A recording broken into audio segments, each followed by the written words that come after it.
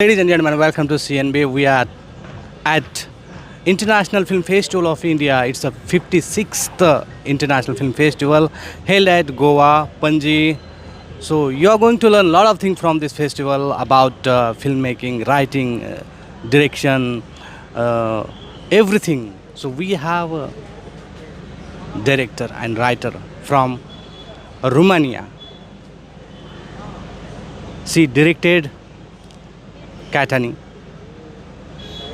Let's talk about the film. Sure, with great pleasure. So, thank you for the invitation.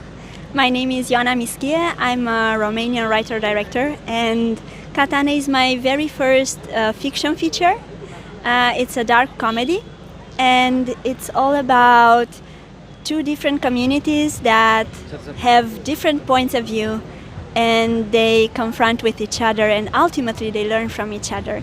It's a film about this contrast between appearance and essence, tradition versus modernity, and ultimately the contrast between authenticity and fakery.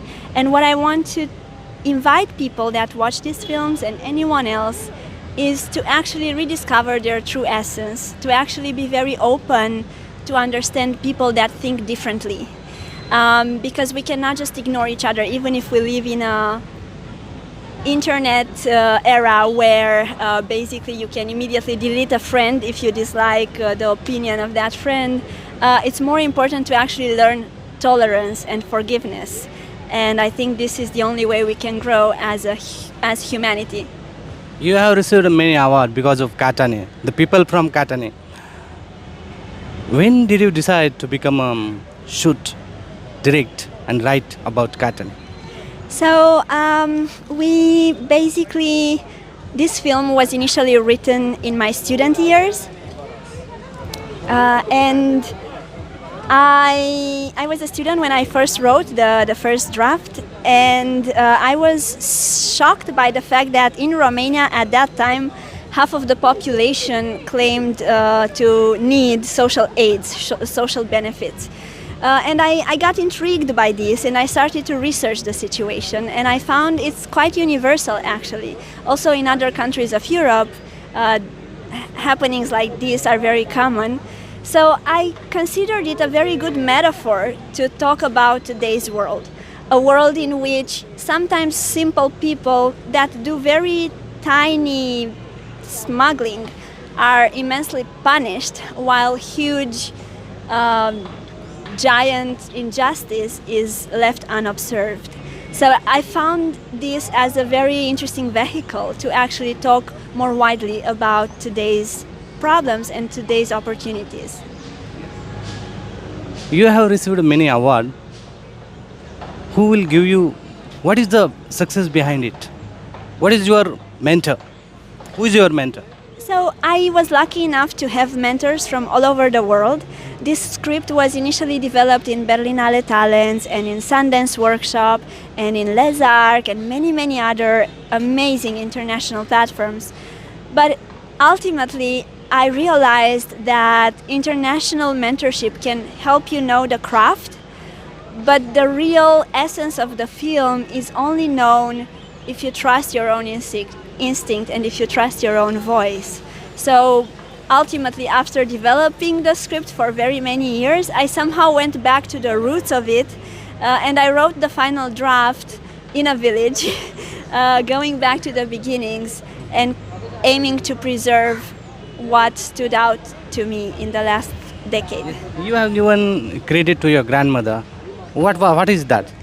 So I have a very simple childhood. I was born in Romania in a town, but my parents were very busy working, so I mostly grew up with my grandmother in a village. She was an incredible woman, very wise, although her education was not super advanced. She knew everything you could dream of. She was this huge encyclopedia of stories and huge encyclopedia of rituals. And I really considered her my guru, if you want, in Indian terms. Earlier I told you there is a mentor in your life. Yeah, and I felt that kind of spirituality that I earned from my home village, I couldn't find it anywhere else in the world. I had a chance to travel on 5 continents, to have residencies and Fulbright scholarships in the US. I had residencies in Africa, in Asia, in Europe, but I never found that profoundness that you can find in villages, in Romanian remote villages. So I'm very grateful for that. And I think it's kind of seen in the film that we paid a huge tribute to the nature of the village. We paid a huge tribute to the specificities of the place. And yeah, I think people in villages, they maintain a very good balance between nature and culture. Did you remember the childhood you were enjoying with your grandmother? Any specific incident, how the grandmother's behavior with you and what she was telling you? Did you remember something? I remember it was a very vibrant childhood when I was literally walking barefoot in the forests, in the hills, and I was writing a lot. I loved writing ever since I was a child, and I found it a huge space for imagination. Really, imagination had no limits in that village. And as I grew up, and also today, I found it appropriate to pay a tribute to those moments, and I opted to walk barefoot just to somehow remind ourselves that it's important to stay grounded, and it's important to kind of be conscious about our roots.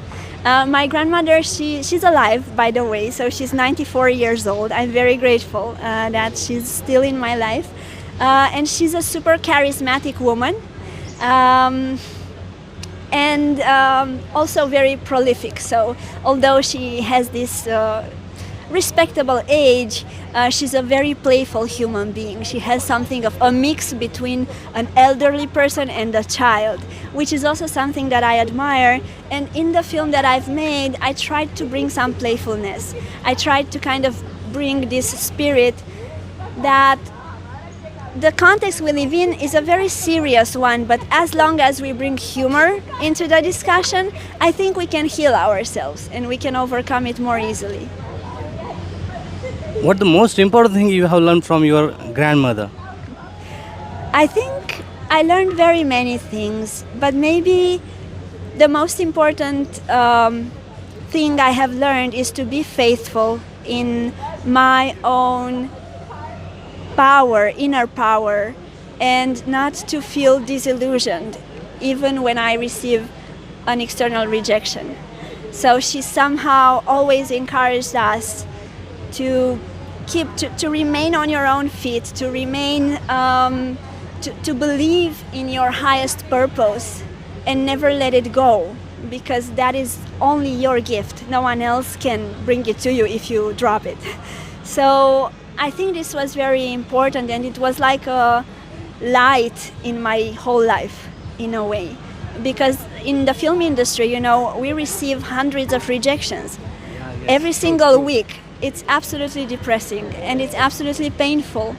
But you need a philosophy of this kind to know that, okay, I'm receiving many rejections. Maybe the stories I'm telling are not fitting all the context, all the agendas, but I think the story is important. I think the story is meaningful, so I won't drop it.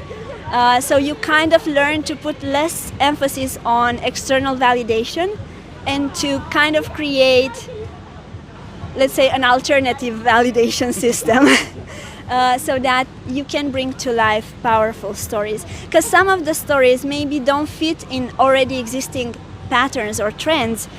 Maybe some of us are innovators, or maybe some of us want to create new genres or new approaches. So in that case, you need to be very bold and very courageous and just keep it up. How much time it takes to draft the story? So I wrote very many drafts. I lost track of the number, but probably more than 20 very different drafts.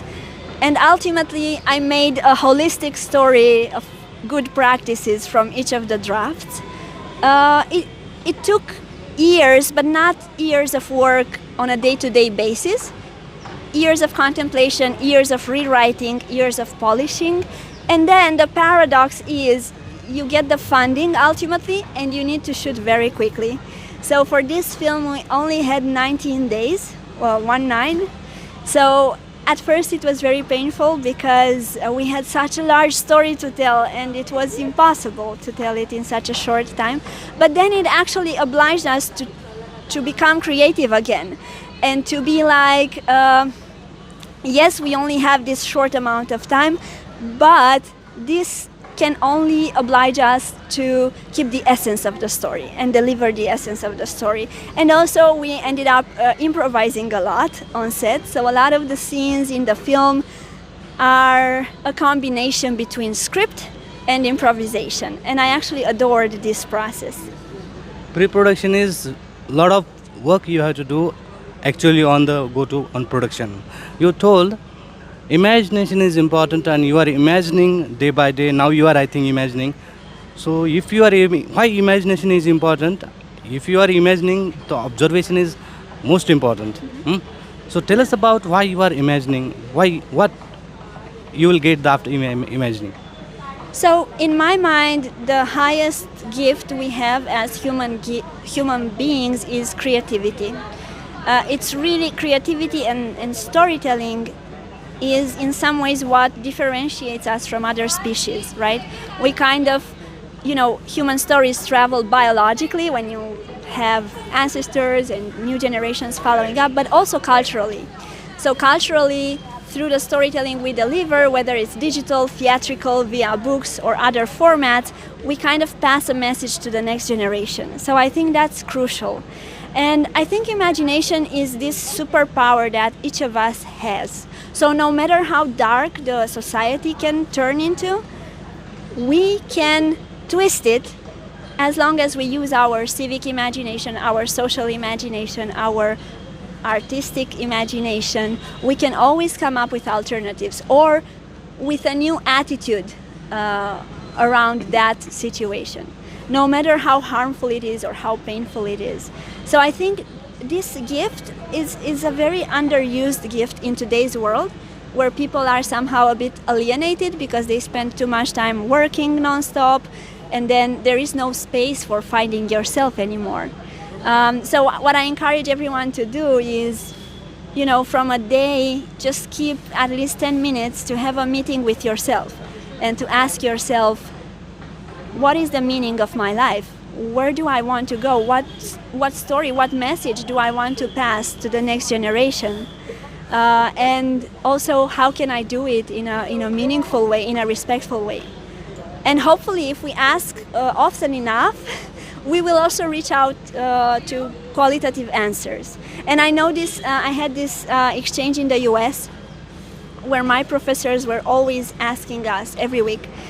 Their key question was, what are we going to invent this week? Something that can travel around the world.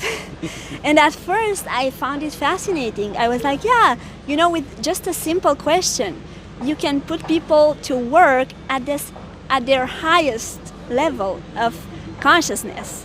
But it just needs to be a little bit triggered, a little bit supported, so that we don't get lost into this big noise that is out there, because there is a lot of manipulation going on, there is a lot of nonsense all around us, so we need to be very good curators of what we actually pay attention to. Ioana said imagination is important for a creator. To create a story, to develop a story, it's a wonderful. So you travel for this, you eat something different, you exercise. What do you do for this? I think you first.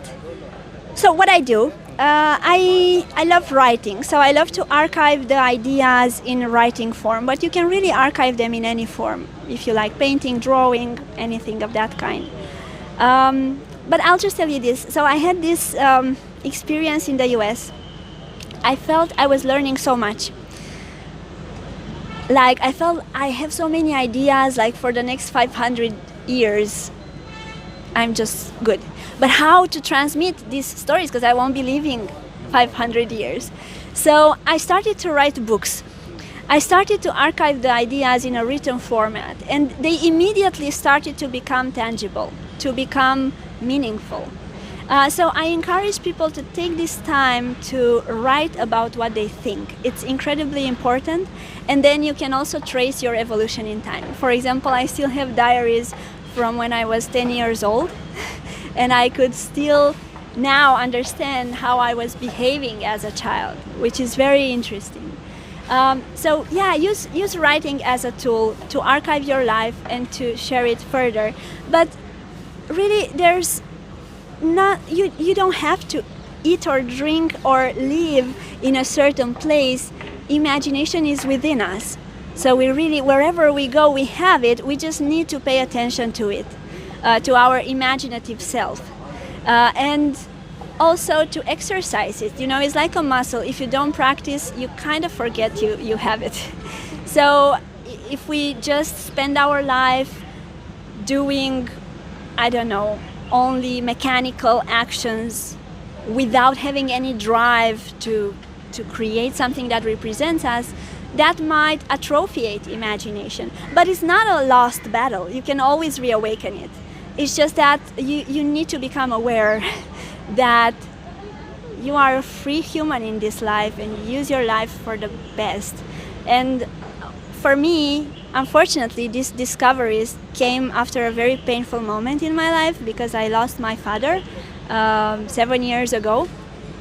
And that moment was incredibly striking. Up until that moment, I was waiting for a lot of external validation. I somehow didn't trust my own imagination. I was always putting it on the last place. And then my father passed away, and I realized how short life is.